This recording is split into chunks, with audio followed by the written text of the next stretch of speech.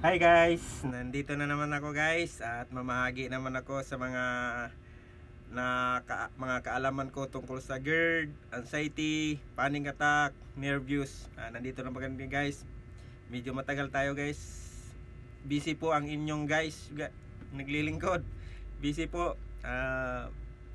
Sunod-sunod po tayo ang may laban tayo guys. Hindi na po ako naka-update. Gusto ko sana mag-update din guys para sagutin ko yung may nag-chat sa akin tungkol sa gamot. Ito po yung pag-usapan natin. Sana mapanood mo ulit tong vlog ko.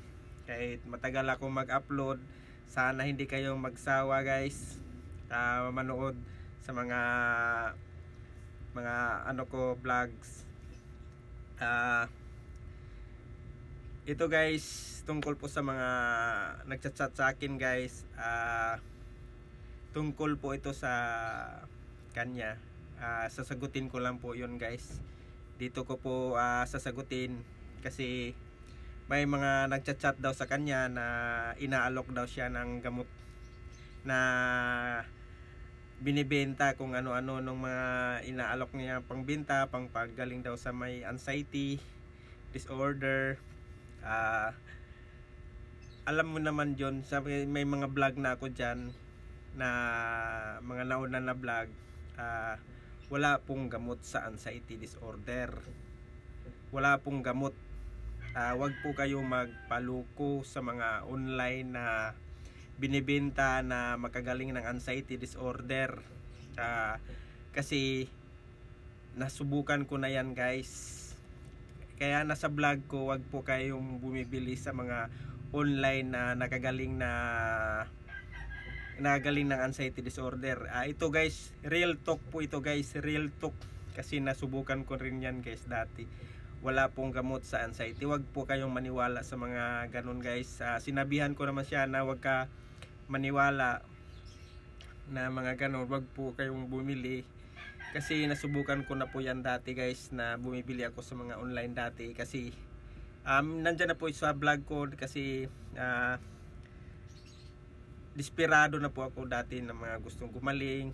Kasi tayong mga may anxiety disorder is mabilis lang tayo mauto po yung mga may anxiety disorder, kasi desperado yan, gustong gumaling, kaya bumibili yan. Kaya dali lang mauto yung mga mayroong anxiety disorder. Kaya ito sabihin ko, wala pong gamot sa anxiety disorder na mga binibenta sa online na mga iniinom. Wag po kayong maniwala dyan guys, para hindi po masayang yung mga pera nyo. Kaya ng sinabi ko unang vlog, wala po sa ano po, kung sa mga umiinom naman dyan ng gamot, personal choice yun na yan. Personal choice yun. Kung saan kayo magaan yung mga pakiramdam nyo pag inom nyo sa gamot, personal choice po nyo lang po yan. Pero sa totoo lang, hindi po yan nakakagaling. Wala pong gumagaling sa gamot. Wala sa gamot ang pagaling. Kaya sinasabi ko sa inyo guys, wag po kayo pauto sa mga online, mga binibenta na magagaling sa anxiety disorder. Wag po kayong maniwala dyan guys. Gaya ng sinasabi ko, masayang lang yung mga pera nyo dyan guys. Nasa sayo po ang, kung gusto po kayong gumaling, nasa sarili nyo na po yan. Hawak nyo na po ang gusto mong gumaling. Ikaw na po mismo, nasa iyo na lahat ang kagalingan. Ikaw na makasagot dyan guys, sa mga gustong gumaling ng anxiety disorder. Yung mga teknik ko, basihan nyo lang dyan guys, at saka i-accept nyo lang sa mindset nyo. Yun yung mindset ang pinakamagaling na baguhin nyo guys. Yan po ang isa po sa pinaka gagaling ka dyan. Yung mindset mo po, yung baguhin nyo. Wala sa gamot, yung mga online na binibenta. Walang gamot na nagaling, kasi nasubukan ko na yan lahat. ako guys, gumagaling ako na walang gamot na iniinom guys. Mindset ko lang ang binabago ko. Yun lang. Mindset lang ang ginagamit ko na gumaling ako. Binago ko lahat ng sarili ko. Pati pag-iisip ko, pati yung ugali ko, binabalik ko sa dati na normal. Ganon yun guys. Yun po ang gusto nyong gumaling. Ikaw na po mismo ang nasa iyo na po mismo ang gusto mong gumaling. Hawak mo na yun guys. Ang kasagutan nasa sayo na rin guys. Ang kasagutan. Yan guys. Wag po kayong bumibili sa mga online gaya ng sinabi ko. Maluloko lang kayo dyan. Masayang lang pera nyo dyan. Sorry man kung matamaan yung nagbebenta ng mga online.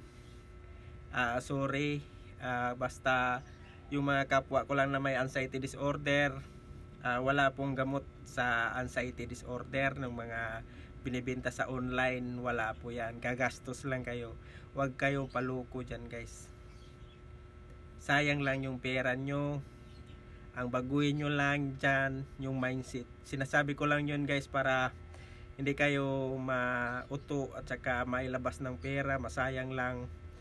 Kaya ito guys, tulong ko lang din sa inyo kasi gusto ko rin gumaling kayo. Wala pong gamot talaga sa anxiety disorder. Nasa sayo na po ang kagalingan. Sa sarili mo lang dyan guys. Mindset nyo lang dyan guys. Baguhin nyo yung mindset nyo, ugali nyo, sarili nyo, yung mga emotional na naramdaman nyo, baguhin mo na yon guys. Yung mga emotional na madali ka lang magtampo, madali ka lang mapikon, madali ka lang magalit. Yun guys, ang baguhin nyo lang. Yung ibalik mo yung dati, yung dating ikaw. Yun po yun guys, para yung mga payo ko guys ay accept nyo lang, tsaka gagawin nyo guys. Unti-unti gagaling din kayo guys, gaya ko guys. Yan po yung mga technique ko. Pag mga inatake kayo ng mga anxiety disorder, i-accept nyo lang guys. Accept nyo lang guys para maramdaman mo na walang silbi si anxiety disorder. Hindi siya halaga. Huwag mong pahalagahan si anxiety disorder. Pag inatake ka, pabayaan mo lang yan. Magsawa lang yan si anxiety disorder sa'yo. Pag pabayaan mo lang yan. Huwag mong bigyan ng reaksyon. Pag inatake kayo, di ba, pag inatake kayo na bigla kayong magulat, matatakot, mag-isip ka na ng manginginig na, baka katapusan ko na. Huwag mo nang isipin yun guys, kasi hindi po yun mangyayari. Hindi po yan mangyayari. Yun po yung baguhin po yung pag-iisip natin. Yun po yung baguhin natin para bumalik tayo sa dating tayo.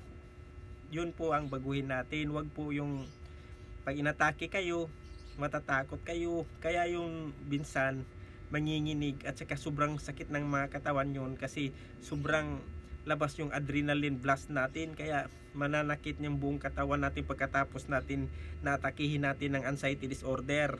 Yan po, mananakit po lahat ng katawan natin dyan. Mananakit po lahat. Nandyan na yung lahat ng sintomas lalabas. Kaya pag ginatake kayo, makaramdam kayo ng atake ng anxiety disorder, i-relax nyo lang sarili mo. Pabayaan mo lang siya. Hayaan mo lang siya, nandyan na siya lahat. Huwag mong pansinin. Huwag mong bigyan ng reaction siya, huwag mong bigyan ng halaga para mawawala yan sa iyo. Pag hindi mo, siya mismo ang mawawala. Kasi pag binibigyan mo ng reaction yan, pag inatake ka, ang ibig sabihin yun, minamahal mo si anxiety disorder. Parang inaabangan mo na atakihin ka na lang niya. Kaya hindi kayo makalabas ni anxiety disorder. Kasi ninanamnam nyo si anxiety disorder ninanamnam nyo Kaya pag-isipan nyo at sa pag-aralan nyo yung mga ginagawa ni anxiety disorder, yung mga reaction ni anxiety. Kaya huwag mong bigyan ng reaction para makalabas kayo ni anxiety disorder. Kung atakihin ka naman ng anxiety disorder, hayaan mo lang. Hamunin mo si anxiety disorder, hamunin mo. Sige, ibuhos mo na lahat. Attack ka ng attack. Ganun ang reaction mo. Saka huwag mong bigyan ng halaga. Huwag kang matakot. Patay kung patay. Ganun ang nangyari. Ganun ang proseso natin para gumaling ka at bumalik sa normal. Ganun po, pag inatake ka, huwag mong bigyan ng halaga si anxiety para maramdaman ni anxiety na hindi siya mahalaga sa'yo. Yun guys, yun po yung mga isa ng technique. Kaya yung mga bumibili-bili sa online na gamot, huwag ko yung sasayang lang pera nyo dyan guys. Huwag kayong magpauto. Yan po yun guys, huwag kayong magpauto guys. Salamat guys, short lang tayo guys kasi may gagawin pa ako guys. Sobrang busy ngayon kasi magdi-December. Merry Christmas sa inyo guys. Sana gumaling kayo nga bagong taon at saka baguhin niyo yung sarili. Yun lang yung po ang baguhin natin para makabalik tayo sa normal. Yun lang po. Wala nang iba. Saka bye guys. Ingat po tayo lahat guys. Medyo may ulan lagi dito kasi may bagyo ata daw. Bye guys.